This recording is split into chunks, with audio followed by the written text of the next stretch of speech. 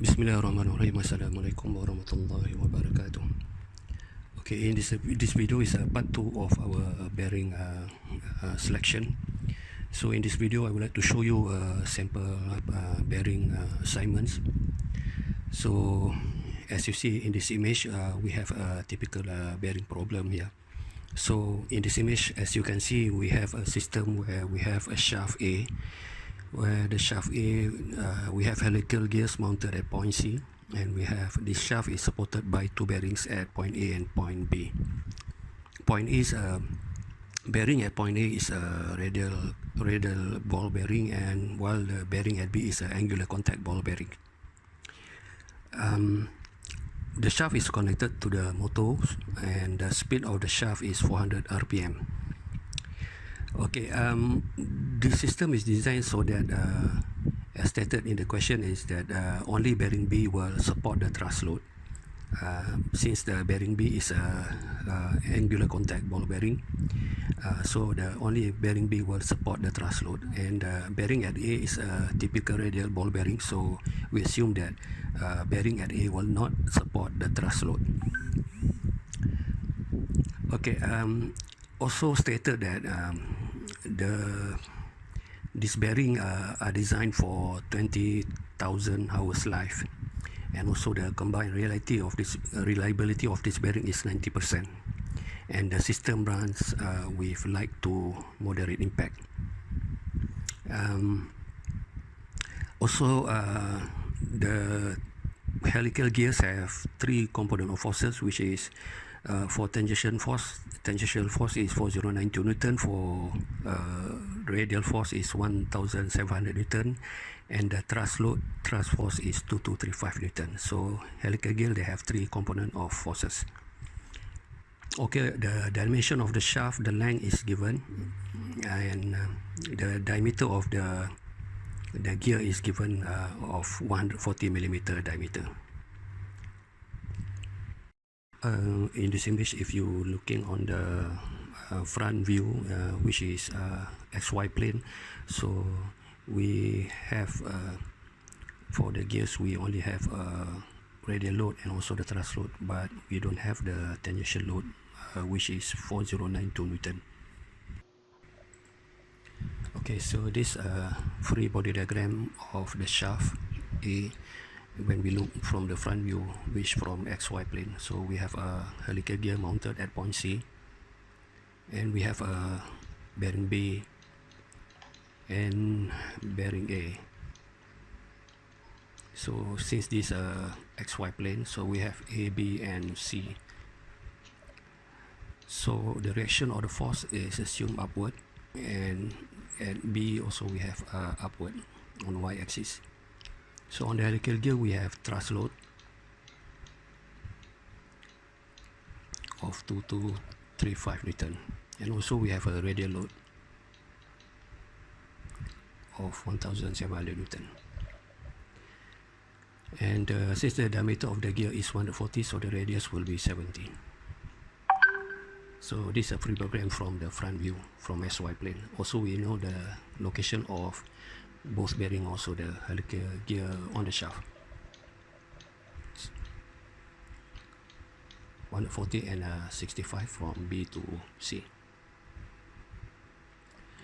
We are in XY plane.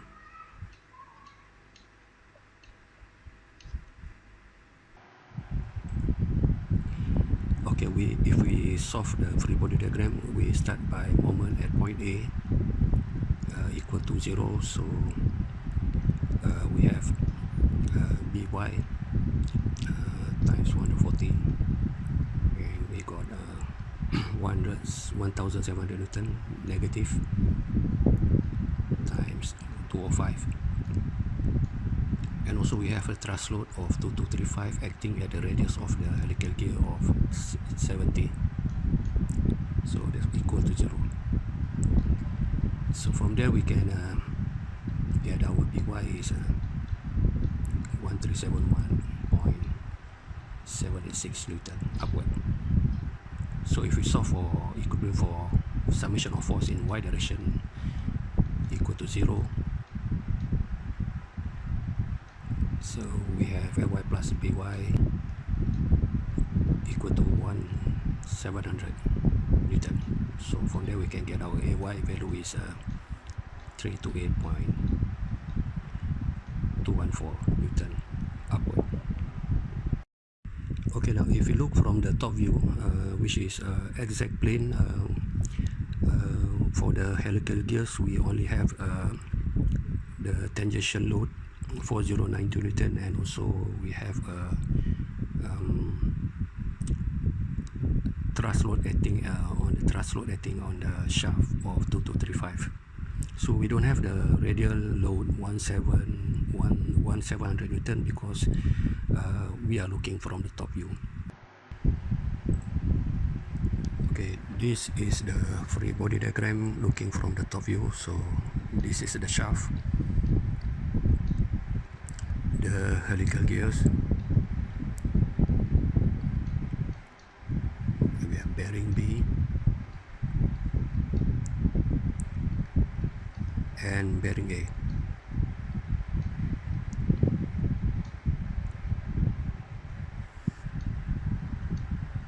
So we have looking from the top view, we have the thrust load acting on the helical gears, and we also have the tangential load of 4092 Newton. So we don't have the radial load looking from the top. So assume that since the acting of the radial load of the gear is upward 4092, so logically AZ and BZ should be downward.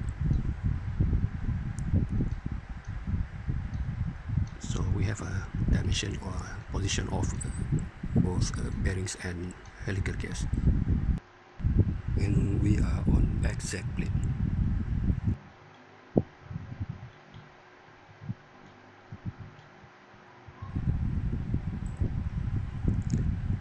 Okay, if we do the moment at point A equal to 0, so we have minus Bz times 140 plus 4092 Newton times 205 equal to 0. So we don't have the thrust load, does not produce the moment. So our Bz is 5991.86 Newton. So the force is downward. If we make the summation of Fz equal to 0, so we have Az plus Bz equal to 4092 Newton. So from here we got our Az is 4092 minus 5991.86 Newton. So we got a negative value for Az, minus 1899.86 Newton. So Az will be positive if the direction is upward.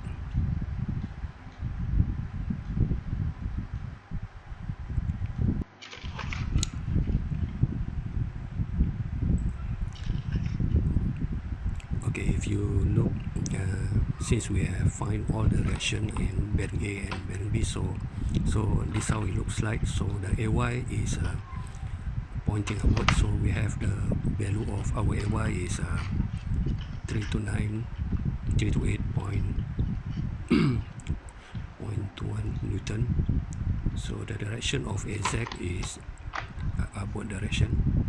So Az is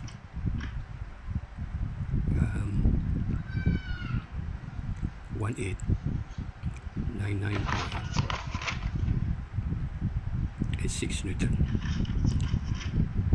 Okay, for reaction at B, we have found out that B for By is upward,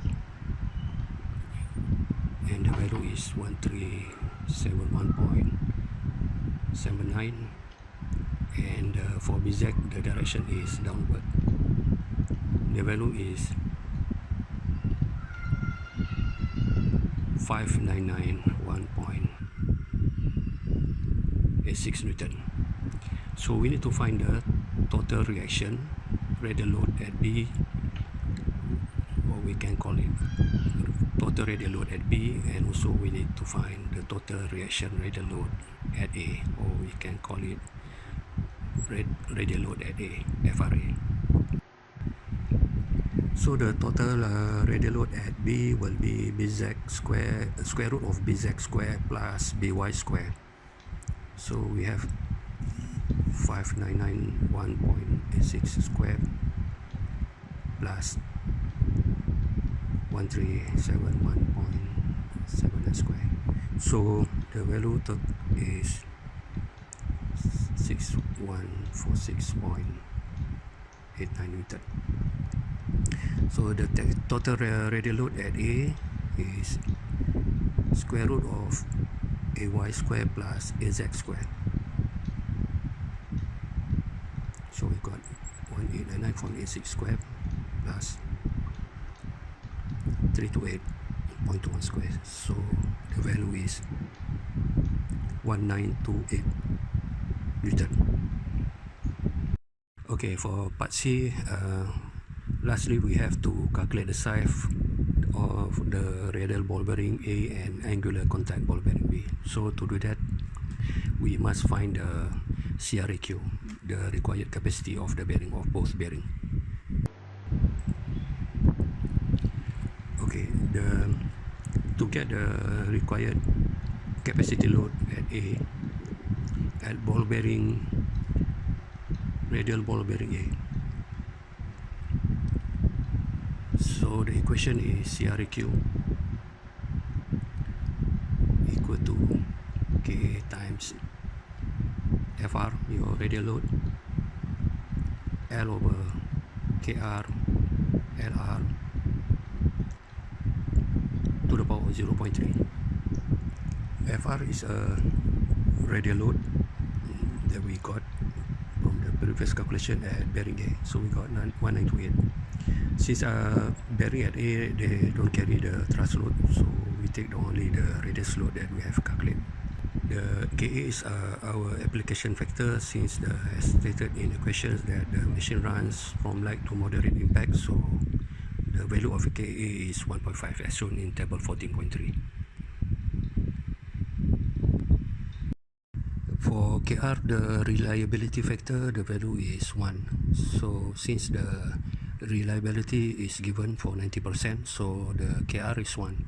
Or you also can get the value of KR from figure 14.13. The rated life LR is 9 times 10 to the power of 7 revolution. L life equal to the speed of the shaft or the bearing, which is 400 RPM, a revolution per minute, times 1 hour is 60 minutes. Also we times the total design life. The given total design life in this question is 20,000 hours. So we can get our life in terms of revolution. So the value of the life is 4.8 times 10 to the power of 8 revolution. Okay, another thing to mention here is that about the total design life. The total design life is already given in this question for 20,000 hours. So let's say that the total design life is not given, so you can select the total design life from table 14.4 of your textbook. So in this table, if you can see, for a machine for 8-hour service for every working day, so the total design life is about 20 to 30,000 hours. So you can also select the total design life from this table. Our required capacity, as you can see here, if we substitute all the value, so we will have the value of 4778.57 Newton, or we can convert it to 4.78 kilonewton.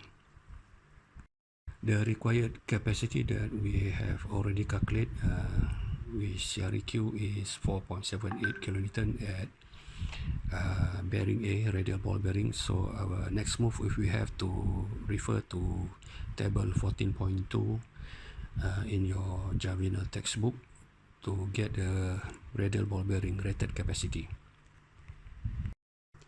Okay, this is table 14.2 in your Jovial textbook. So this table 40.2 is a bearing rated capacities C. So this is where we get our rated capacities. As you see in this table, so we have three categories here. So the first three column is for radial ball bearing. The middle three column is for angular ball bearing. Alpha is 25 degrees, and the last three column is for roller bearings. So our case in bearing at A is a radial ball bearing where alpha is 0.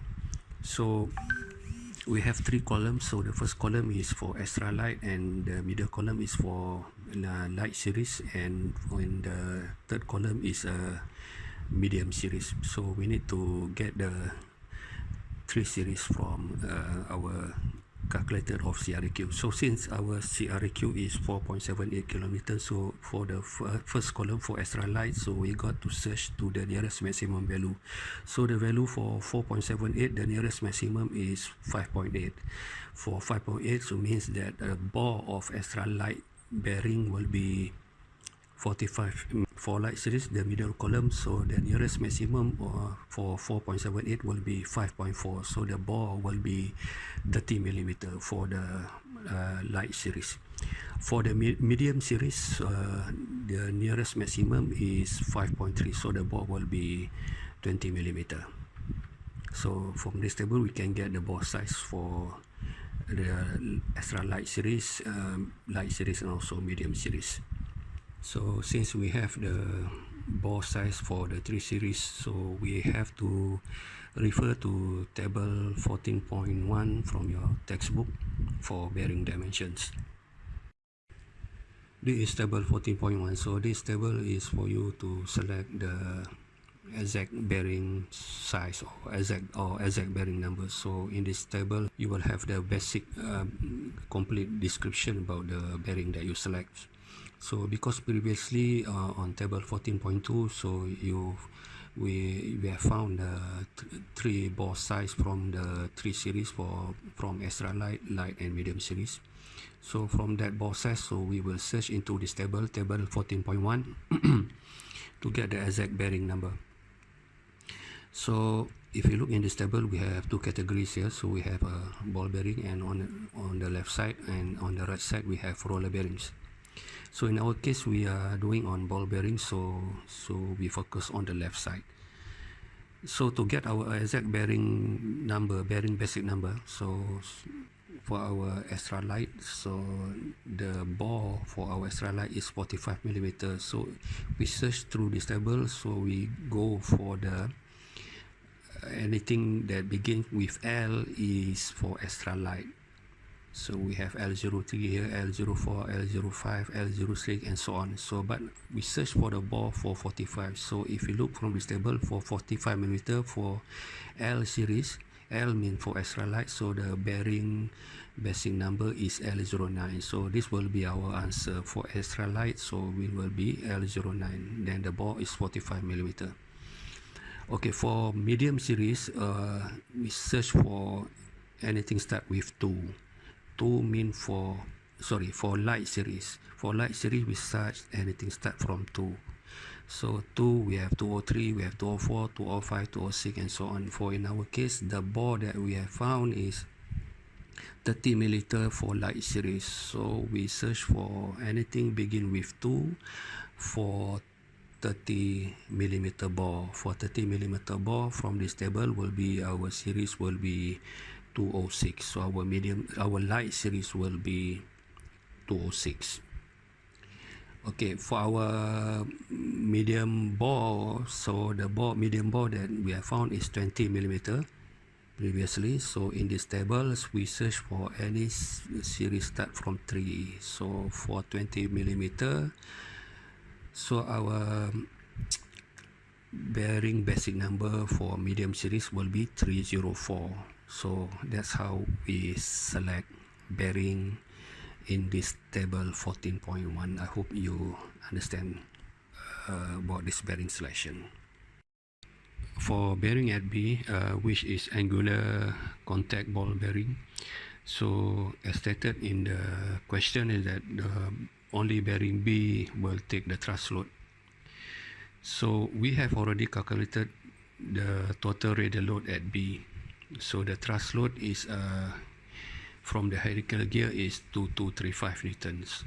For this, for us to calculate our required capacity at bearing B, we cannot simply put the value of our radial load FR at B. We need to find the ratio of thrust load over radial load, FT over FR.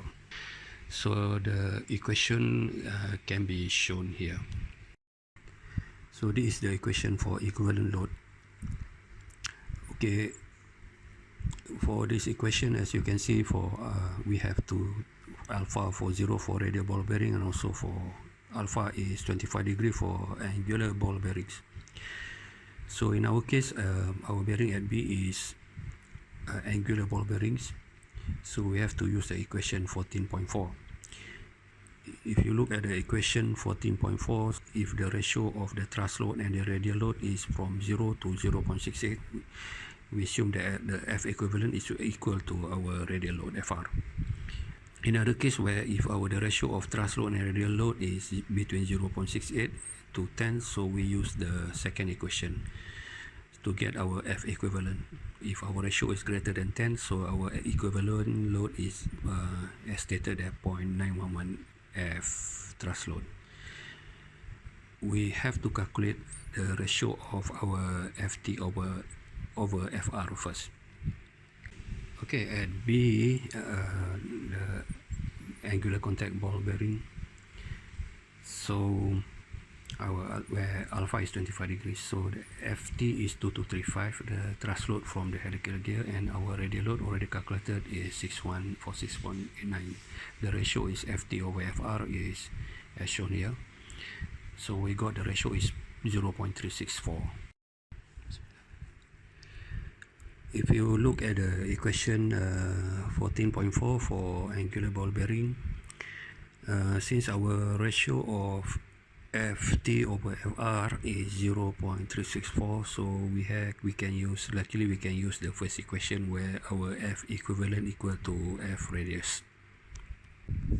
Okay, our required capacity load at bearing B is KAFR as shown in this equation, KR over LR. So our FR is actually our F equivalent, where in our case F equal to FR. So our application factor is 1.5, relative factor is 1, so we got our CREQ equal to as shown here. And our F radius is 6146.89. So our life is 480 million cycle revolution, and the KR is 1, and also the LR is 9 times 10 to the power 7. So we get the equation is 15.24 kilonewton. We have calculated our required capacity load at bearing B is 15.24 kilonewton. So we refer to table 14.2. So in table 14.2, we focus on the angular ball bearing. Alpha is 25 degrees. If we look at the extra light series, the nearest maximum rated load for 15.24 for extra light is 16.6. So if 16.6 the rated load, so the ball is 80 millimeter. For light series, for 200 series light series, so the nearest maximum is 16.4, so the ball is 60 millimeter. For medium series, 300 series, the nearest maximum is 16.4, so the ball is 45 millimeter. The result that we have here for angular ball bearing at B for 3 series is much larger than the radial ball bearing that we got at bearing A. This is because bearing B have a larger radial load, and also bearing B support thrust load. The next move is we refer to table 14.1 for bearing selection. In this table 14.1, since for our extra light series is the bore is 80 mm, so the bearing basic number is L16. For light series, since the bore is 60 mm, if we refer from table 14.1, for the bore 60 mm for light series, our bearing basic number is 212. Okay, lastly, for medium series, the bore is 45 mm. If we refer in this table, for medium series, bore 45, our bearing basic number is 309. These are bearings that we got for angular ball bearing at B. The extra light is L16, for light is 212, and for medium series is 309. Finally, what I want to say is that what are all the other description here in table 40.1 beside bearing basic number and bore size. The OD, W, R, DS, and DH are all bearings description, bearing parameters for fitting on the shaft. So the detailed description about these parameters can be shown in figure 14.11. Lastly, thanks for watching this video. I hope you guys understand about bearing selection in machine component design. Okay, selamat Hari Raya Maaf Zahid Batin. Selamat menyambut bulan puasa. Stay home, stay safe. Assalamualaikum.